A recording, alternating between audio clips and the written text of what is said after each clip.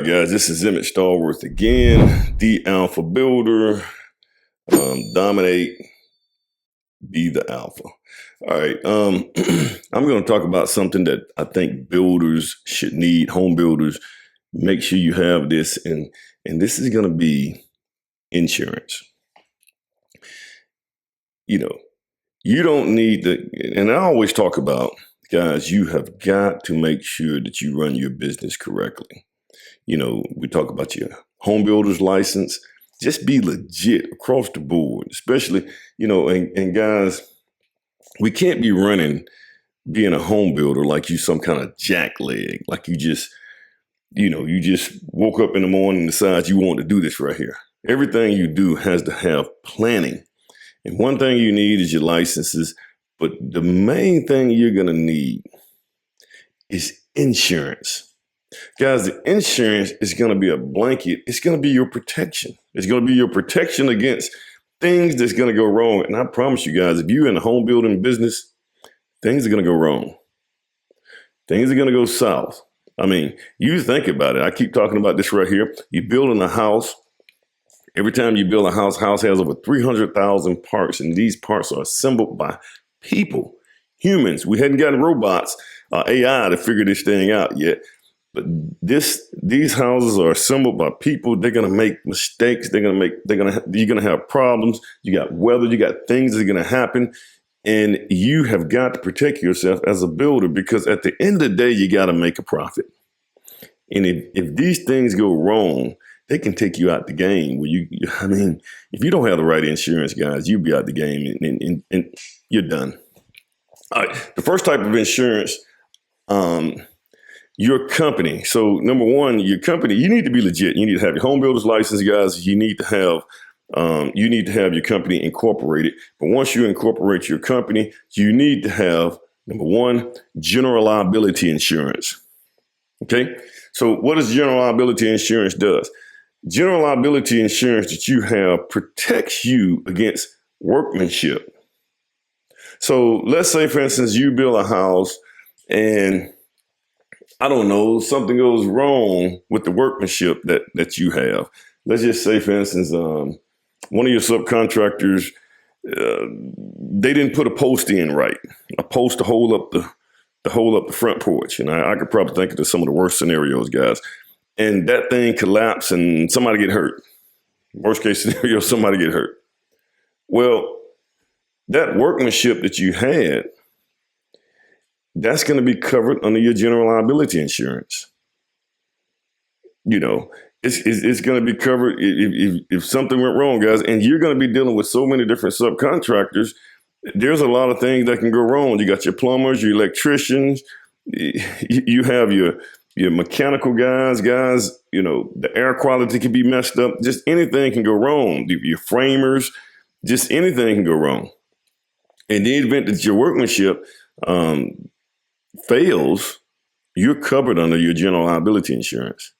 Now, your general liability insurance is probably going to, for a company, it's going to be based on the amount of product that you're going to produce that year. So somebody that's going to produce, you're going to build over, you're going to build over $10 million in revenue of homes versus somebody that's going to build maybe 2 or 3 houses, maybe $1 million of revenue in homes. Their general liability insurance is going to be different. Okay. It's going to be based on how much you build.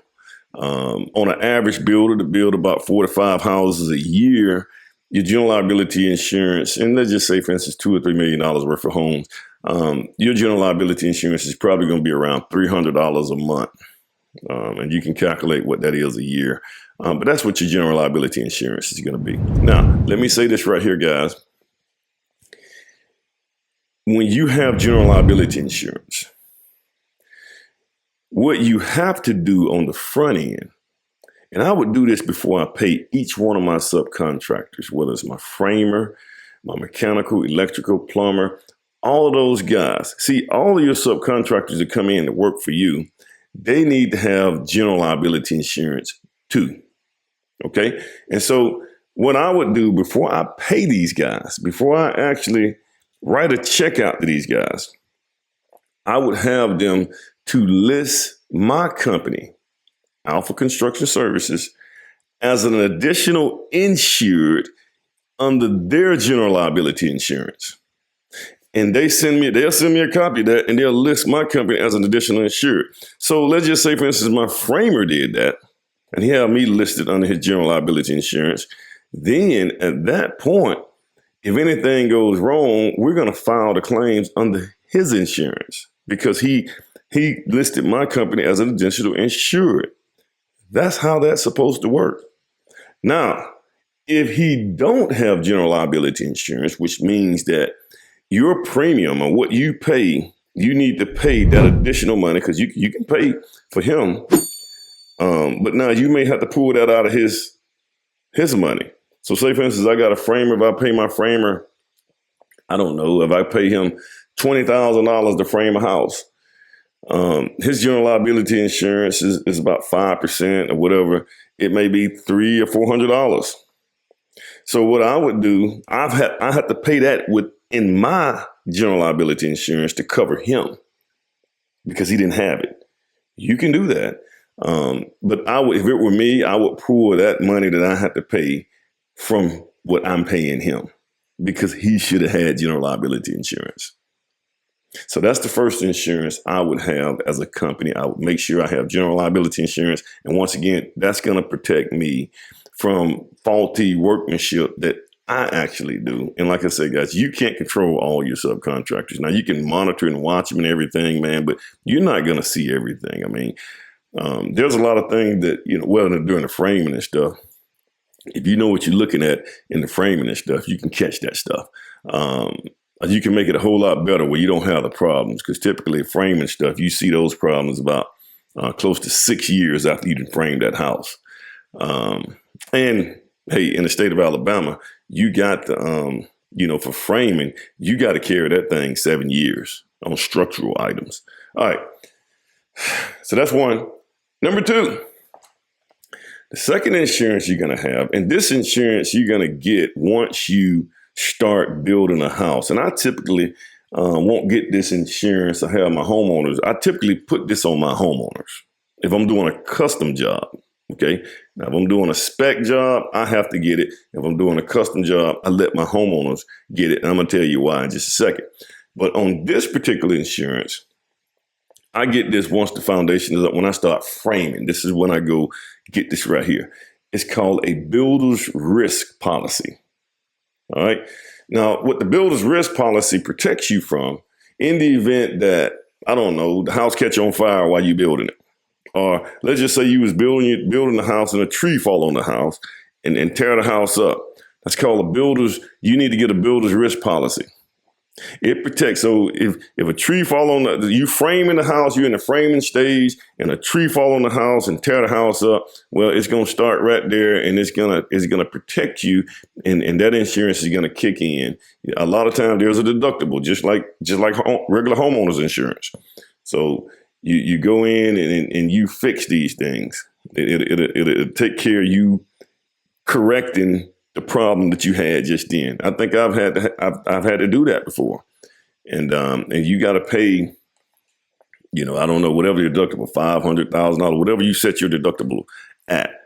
That's what that protection get. Guys, foundation, don't a lot of things go wrong with the foundation, but definitely when you start framing and stuff like that, I would make sure that policy is in place, guys. And you can go and guys, on each one of these insurances, on every last one I'm going to talk about, you need to find a home builder's insurance person. We have one here in Birmingham. Thanks, Sergi.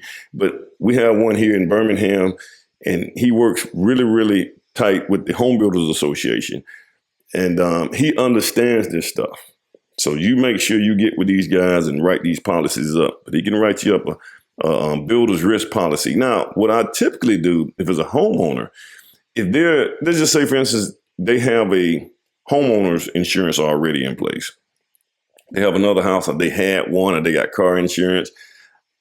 A good idea for them is to go ahead and get their builder's risk under that insurance policy. So whatever they have, their car insurance, all that stuff, go ahead and get their builder's risk under that policy, because what it does is once you Once you actually, during the construction phase, you protect it. And then once the house actually closed, you get a certificate of occupancy and the people move into the house, it switches over from the builder's risk to the regular homeowner's insurance, which makes it easier. They don't have to be trying to seek insurance or find somebody to insure them and all this kind of stuff. And they do all the other weird stuff. Okay. I just thought of one more. So that's what you want to get, guys. And that insurance typically costs around, on a regular side, and it's based on the cost of the house, guys.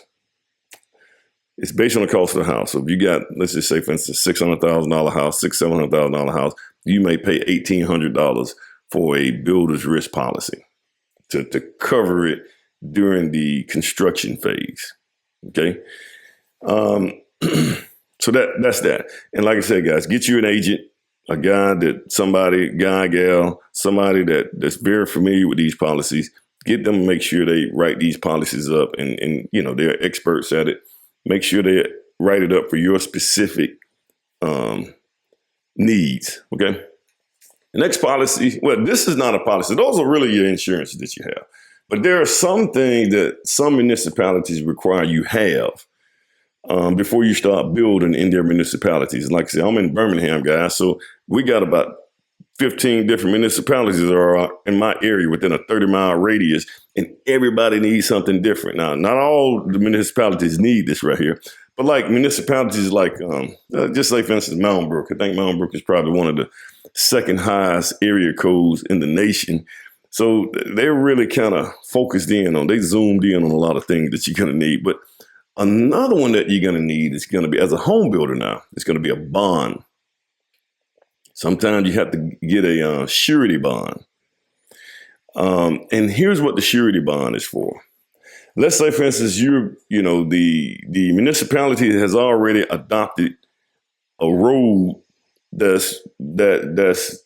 adopted a road, and that road is one of the roads that you're going to be building on. So you're building on a street, and the road was already adopted. They've already put the final coat on the road, and they adopted the road. It belongs to the city, and you're building on that particular street that the city adopted that road. Okay. Well, they're probably going to make you have maybe a $10,000 surety bond. And the purpose of that bond is so that and I had to have one on the house that I'm doing right now. So we'll talk about that in just a second. But in the event that one of your subcontractors was driving, let's just say a concrete truck or something like that, and he tear up the road or something, they scrub the road and mess the road and they got to repair it. Well, they're gonna have you to repair that road. And if you don't repair that road, they're going to use the bond that you got in order to repair that road. All right. Now, a bond is, let's say, typically they may say you need to have a $10,000 bond before you start building. Now, when they write that bond up, that bond is like a check, a cashier's check. All right. And they take the original wet ink bond and they put that in a safe, and they hold that thing in that safe. And they hold it there until construction is complete, guys. Now, you got to remember, when you finish with construction, you need to stop that bond. You need to kill that bond. Well, not kill it, but guys, you need to discontinue that bond because because you got your certificate of occupancy, you no longer need it anymore. It's not on you anymore. Get that off of you. So they keep it in a safe until you stop it. Okay. And they're not going to release that bond until you get a certificate of occupancy in most cases. So and you can go, guys, the insurance company will also do a bond for you as well. So if you have an insurance agent, you go to them and you say, hey, I need a $10,000 bond. That doesn't mean you got to pay $10,000. Typically, is like 1% of that or whatever. So a $10,000 bond may cost me $100, $110 or whatever it costs. I pay that. They issue a bond. They hold on to that bond until I can finish construction. That's in some cases. Now, we hear, especially in the African-American community, I always hear a lot of people say, are you licensed and bonded? Well, home builders don't have to be licensed and bonded. You need to have your license, but you don't necessarily need to be bonded, but you do need to have insurance.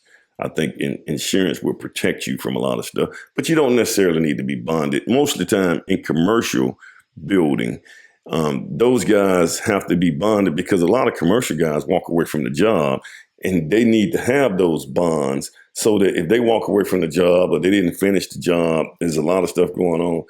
That company or that owner who hired that commercial contractor can use that bond to finish up the job or hire another contractor to finish up the job with that bond.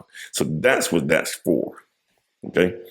One more I thought about. So that was three. So the first one was general liability insurance, right? That's going to protect you and your workmanship. Number two is going to be builder's risk. That's going to protect you in the event that some catastrophic happening and tear up the house. And then number three is going to be bond. You don't necessarily need a bond, but some municipalities require you to have a bond. Bonds is something that you have to, and you also have what they call a termite bond. Now you're going to have that on your home. Okay, termite bond. This is another one, additional one that I added. Termite bond, especially here in Alabama where the humidity, we have mixed humidity. It's kind of wet here. Termite bond is always good because, these termites they're dangerous here in Alabama. They eat your house up. And so typically I do what they call a Centricon system because I don't like to treat the ground. I don't like to put poisons on the ground. So I treat the ground. And those guys come by once a year and they renew my bond. So I have a termite bond that covers the house in case it get infested with termites. All right, guys. Once again, guys, these are the items. Once again, guys, like, share, subscribe. Thank you guys for coming. I do have a members channel, man, and that thing has been doing pretty good. But once again, guys, smash the like button, man. Thank you guys for joining in once again. You guys have a good day.